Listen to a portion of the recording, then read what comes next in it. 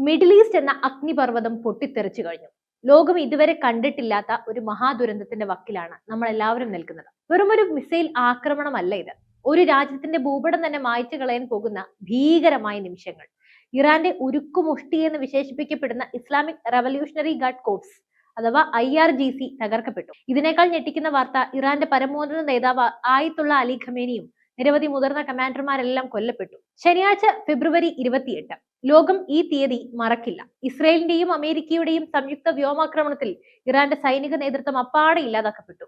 എന്നാൽ ഈ പുകപടലങ്ങൾക്കിടയിൽ നിന്നും പുതിയൊരു പേര് ഉയർന്നു കേൾക്കുന്നുണ്ട്: ബ്രിഗേഡിയർ ജനറൽ അഹമ്മദ് വാഹിദി. സമാധാനത്തിന് വേണ്ടിയല്ല, മറിച്ച് ലോകത്തെ ഒരു മൂന്നാം ലോക മഹായുദ്ധത്തിലേക്ക് തള്ളിവിടാൻ പോകുന്ന ഒരു വലിയ പ്രതികാരത്തിനാണ് ഇയാൾ ലക്ഷ്യമിടുന്നത്. ഇറാന്റെ സർവനാശം അടുത്തു കഴിഞ്ഞോ? ഇന്ത്യയെ ഈ യുദ്ധം എങ്ങനെ ബാധിക്കും? വരാനിരിക്കുന്നത് എന്താണ്?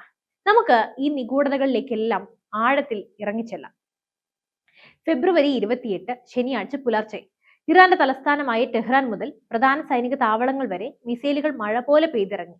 ഇസ്രയേലിന്റെ F-35 വിമാനങ്ങളും US-ന്റെ ഡ്രോണുകളും ഇറാന്റെ വ്യോമ പ്രതിരോധ സംവിധാനങ്ങളെ നോക്കുകുത്തിയാക്കി.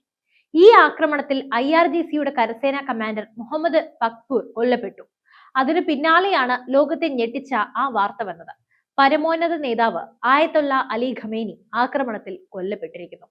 ഇറാന്റെ ഏറ്റവും വലിയ നേതാവ്, ഒരു വിപ്ലവ ഭരണകൂടത്തിന്റെ ആത്മബലമായിരുന്ന ഖമേനിയുടെ അന്ത്യം ഇറാനെ സംബന്ധിച്ചിടത്തോളം സർവനാശത്തിന്റെ തുടക്കമാണ്. ഇറാനിയൻ ജനതയെ സംബന്ധിച്ചല്ല. ഭരണഘടന അനുസരിച്ച് പുതിയ നേതാവിനെ തിരഞ്ഞെടുക്കാൻ മാസങ്ങളാണ് എടുക്കുക. എന്നാൽ ആ സമയം ഇറാൻ ഉണ്ടോ? ശത്രുക്കൾ അതിർത്തി കടന്നു കഴിഞ്ഞു. ഇറാന്റെ തന്ത്രപ്രധാനമായ ആണവ കേന്ദ്രങ്ങളും മിസൈൽ ലോഞ്ചറുകളെല്ലാം ഒന്നൊന്നായി തകർക്കപ്പെട്ടുകൊണ്ടിരിക്കുകയാണ്. മുഹമ്മദ് പക്പൂർ കൊല്ലപ്പെട്ടതിന് മിനിറ്റുകൾക്കുള്ളിൽ IRGC-യുടെ പുതിയ കമാൻഡർ ഇൻ ചീഫായി നിയമിക്കപ്പെട്ടത് ബ്രിഗേഡിയർ ജനറൽ അഹമ്മദ് വാഹിദിയാണ്.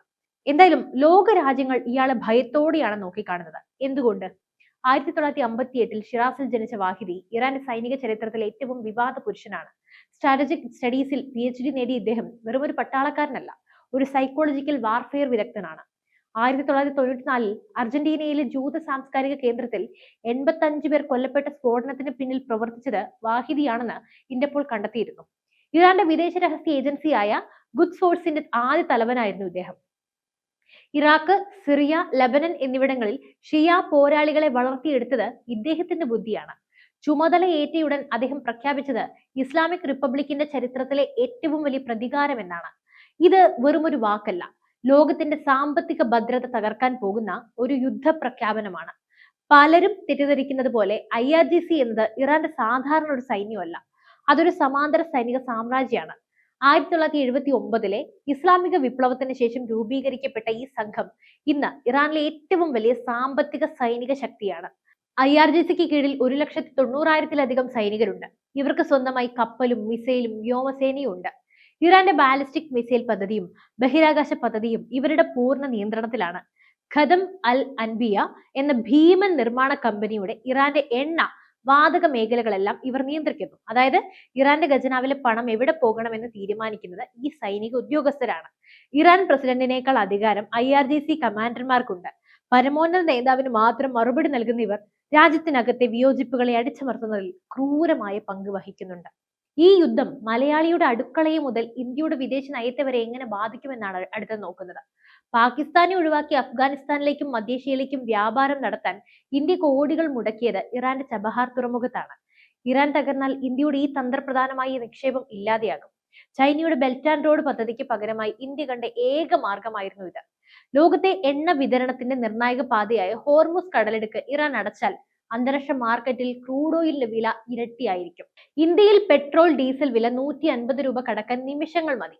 ഇത് പണപ്പെരുപ്പത്തിനും നിത്യോപയോഗ സാധനങ്ങളുടെ വിലക്കയറ്റത്തിനും കാരണമായിരിക്കും. ഗൾഫ് രാജ്യങ്ങളിൽ ലക്ഷക്കണക്കിന് മലയാളികളാണ് ജോലി ചെയ്യുന്നത്. യുദ്ധം പടർന്നാൽ അവരുടെ ജോലിയും സുരക്ഷയും വലിയ ചോദ്യചിഹ്നമാകും. ഇന്ത്യയുടെ സമ്പദ് വ്യവസ്ഥയുടെ നട്ടെല്ലായ റെമിറ്റൻസ് ഇല്ലാതാകുന്നത് വലിയ സാമ്പത്തിക തകർച്ചയ്ക്കും വഴിവെക്കും. ഇസ്രായേൽ എന്തുകൊണ്ടാണ് ഇപ്പോൾ ഇങ്ങനെയൊരു നീക്കം നടത്തിയത്? ഇറാൻ ആണവായുധം നിർമ്മിക്കുന്നതിന്റെ തൊട്ടടുത്താണെന്ന് ഇസ്രായേൽ വിശ്വസിക്കുന്നു. ഹമാസും ഹിസ്ബുള്ളയും നടത്തുന്ന ആക്രമണങ്ങളുടെ പിന്നിലെ മാസ്റ്റർ മൈൻഡ് ഇറാൻ ആണെന്ന് ഇവർക്കെല്ലാം അറിയാം. അതുകൊണ്ട് തന്നെ ഒരു സർജിക്കൽ സ്ട്രൈക്കിലൂടെ ഇറാന്റെ നേതൃത്വത്തെ തന്നെ ഇല്ലാതാക്കി രാജ്യത്തെ അസ്ഥിരപ്പെടുത്താനാണ് ഇസ്രായേൽ ശ്രമിക്കുന്നത്. ഇറാന്റെ ഉള്ളിലെ ജനകീയ പ്രക്ഷോഭങ്ങളെ അവർ ഇതിനു വേണ്ടി ഉപയോഗപ്പെടുത്തുകയാണ്. ഇറാനിലെ സാധാരണ ജനങ്ങൾ ഈ യുദ്ധത്തെ എങ്ങനെ കാണുന്നു? ഹിജാബ് വിരുദ്ധ സമരങ്ങളിലൂടെയും സാമ്പത്തിക പരാധീനതകളിലൂടെയും ഇറാന്റെ ഭരണകൂടം ജനങ്ങൾക്കിടയിൽ ഒറ്റപ്പെട്ടു കഴിഞ്ഞു. സൈനിക നേതൃത്വം തകരുമ്പോൾ ജനങ്ങൾ തെരുവിലിറങ്ങാനുള്ള സാധ്യതയുണ്ട്. എന്നാൽ IRGC തങ്ങളുടെ അധികാരം നിലനിർത്താൻ ജനങ്ങളെ ക്രൂരമായി വേട്ടയാടുമോ? അഹമ്മദ് വാഹിദി എന്ന സൈനിക തന്ത്രജ്ഞൻ രാജ്യത്തൊരു സൈനിക നിയമം അഥവാ മാർഷ്യൽ ലോ പ്രഖ്യാപിച്ച് ഭരണം ഏറ്റെടുക്കുമോ? ഈ സംഘർഷം എവിടെ ചെന്നാണ് അവസാനിക്കുക? 3 സാധ്യതകളാണ് നമ്മൾ കാണുന്നത് ഈ എല്ലാ ചോദ്യങ്ങൾക്കും. സൈന്യവും IRGCയും തമ്മിൽ അധികാരത്തിന് വേണ്ടി ഏറ്റുമുട്ടുന്നു. ഇറാൻ ഒരു 2ാം സിറിയയായി മാറുന്നു. ഇറാൻ ഇസ്രയേലിന് നേരെ തങ്ങളുടെ വൻകിട മിസൈലുകൾ ഉപയോഗിക്കുന്നു. ഇതിന് മറുപടിയായി US നേരിട്ട് യുദ്ധത്തിൽ ഇറങ്ങുന്നു. IRGC തകരുകയും ജനകീയ പങ്കാളിത്തത്തോടെ പുതിയൊരു ജനാധിപത്യ ഭരണകൂടം നിലവിൽ വരികയും ചെയ്യുന്നു. ഇറാൻ ഇന്ന് ചരിത്രത്തിലെ ഏറ്റവും വലിയ പ്രതിസന്ധിയിലാണ്. അഹമ്മദ് വാഹിദിയുടെ നേതൃത്വത്തിലുള്ള IRGC ഒരു അവസാനവട്ട പോരാട്ടത്തിന് തയ്യാറെടുക്കുകയാണ്. ലോകം ശ്വാസം അടക്കി പിടിച്ച് കാത്തിരിക്കുന്നത് ഒരു സർവനാശത്തിനാണോ അതോ പുതിയൊരു സമാധാന യുഗത്തിനാണോ? ഇന്ത്യയെ സംബന്ധിച്ചിടത്തോളം ഈ യുദ്ധം നമ്മുടെ സാമ്പത്തിക ഭദ്രതയുടെ കൂടി പ്രശ്നമാണ്. നയതന്ത്രപരമായി ഇന്ത്യക്ക് ഈ സംഘർഷത്തിൽ വലിയ പങ്ക് വഹിക്കാനുണ്ട്. മിഡിൽ ഈസ്റ്റിലെ ഓരോ നിമിഷവും ഇന്ത്യയുടെ ഭാവി മാറ്റി എഴുതാൻ പോകുന്നവയാണ്. ഇറാൻ ഒരു ചതുരംഗ പലകയിലെ ഒരു കരുവിനെ പോലെയാണ്. ഒരു വശത്ത് ഇസ്രായേലിന്റെ അത്യാധുനിക മിസൈലുകൾ, മറുവശത്ത് രാജ്യത്തെ ശ്വാസം മുട്ടിക്കുന്ന സാമ്പത്തിക ഉപരോധങ്ങൾ, അതിലെല്ലാം ഉപരി ഭരണകൂടത്തിന്റെ അടിച്ചമർത്തലിനെതിരെ പോരാടുന്ന ഒരു വലിയ ജനത. ഈ 3 ഘടകങ്ങളും ഒത്തുചേരുമ്പോൾ നമ്മൾ കാണുന്നത് ഇസ്ലാമിക് റിപ്പബ്ലിക്കിലെ ചരിത്രത്തിലെ ഏറ്റവും ഭീകരമായ തകർച്ചയാണ്. എന്നാൽ ഇവിടെ ഉയരുന്ന ഏറ്റവും വലിയ ചോദ്യം ഇതാണ്: ഇനി എന്ത്? What's next? അഹമ്മദ് വാഹിദിയുടെ നേതൃത്വത്തിലുള്ള IRGC ഒരു അവസാനവട്ട പോരാട്ടത്തിന് തയ്യാറെടുക്കുകയാണ്. ഇതൊരു സൂയിസൈഡ് മിഷൻ ആകുമോ അതോ ലോകത്തെ മുഴുവൻ യുദ്ധത്തിലേക്ക് വലിച്ചിഴയ്ക്കുന്ന ഒരു തന്ത്രമാകുമോ? ഖമേനിയുടെ മരണത്തോടെ ഇറാനിൽ ഒരു അധികാര ശൂന്യത നിലനിൽക്കുകയാണ്. ഭരണഘടന അനുസരിച്ച് പുതിയൊരു നേതാവിനെ കണ്ടെത്തുക എന്നത് ഈ യുദ്ധ സാഹചര്യത്തിൽ അസാധ്യമാണ്. ഇത് IRGCക്ക് നേരിട്ട് ഭരണം ഏറ്റെടുക്കാനുള്ള സുവർണ അവസരവും. അങ്ങനെ സംഭവിച്ചാൽ ഇറാൻ ഒരു മിലിറ്ററി ഡിക്റ്റേറ്റർഷിപ്പ് അഥവാ സൈനിക സ്വേച്ഛാധിപത്യത്തിലേക്ക് മാറും. പാകിസ്ഥാന്റെ അവസ്ഥ പോലെ.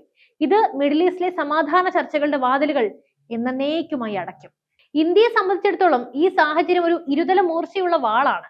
നമ്മുടെ തന്ത്രപ്രധാനമായ ചബഹാർ തുറമുഖവും മധ്യേഷ്യയിലേക്കുള്ള വ്യാപാര പാതകളും ഇന്ന് അപകടത്തിലാണ്. ഇറാനിലെ അസ്ഥിരത ഇന്ത്യയുടെ എനർജി സെക്യൂരിറ്റിയെ നേരിട്ട് ബാധിക്കും.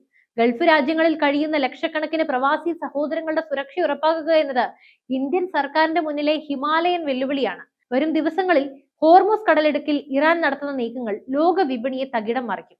ലോകം ശ്വാസം അടക്കി പിടിച്ച് കാത്തിരിക്കുന്നത് ഒരു സർവനാശത്തിനാണോ അതോ പുതിയൊരു സമാധാന യുഗത്തിനാണോ? ഒരുപക്ഷെ ഈ തകർച്ചയിൽ നിന്നും ഇറാനിലെ ജനങ്ങൾ ആഗ്രഹിക്കുന്ന ഒരു ജനാധിപത്യ മാറ്റം ഉണ്ടായേക്കാം. എന്നാൽ അതിനായി നൽകേണ്ടി വരുന്ന വില വളരെ വളരെ വലുതായിരിക്കും. യുദ്ധം ആർക്കും ഗുണം ചെയ്യില്ല എന്ന ബോധ്യത്തോടെ അന്താരാഷ്ട്ര സമൂഹം ഇടപെട്ടിട്ടില്ലെങ്കിൽ 2026 ഈ ഫെബ്രുവരി മാസം ചരിത്ര പുസ്തകങ്ങളിൽ രേഖപ്പെടുത്തുക ഒരു വലിയ നാശത്തിന്റെ തുടക്കമായിട്ടായിരിക്കും. അപ്പോൾ നിങ്ങളുടെ അഭിപ്രായത്തിൽ അഹമ്മദ് വാഹിദിയുടെ വരവ് ഒരു 3ാം ലോക മഹായുദ്ധത്തിലേക്ക് നയിക്കുമോ അതോ ഇസ്രയേലിന്റെ ഈ നീക്കം ഇറാനെ എന്നേക്കുമായി നിശബ്ദമാക്കുമോ? തീർച്ചയായും നിങ്ങളുടെ അഭിപ്രായങ്ങൾ താഴെ കമന്റ് ബോക്സിൽ രേഖപ്പെടുത്തുക. തീർച്ചയായും മറ്റൊരു വിഷയമായി വീണ്ടും എത്തും വരെ നന്ദി.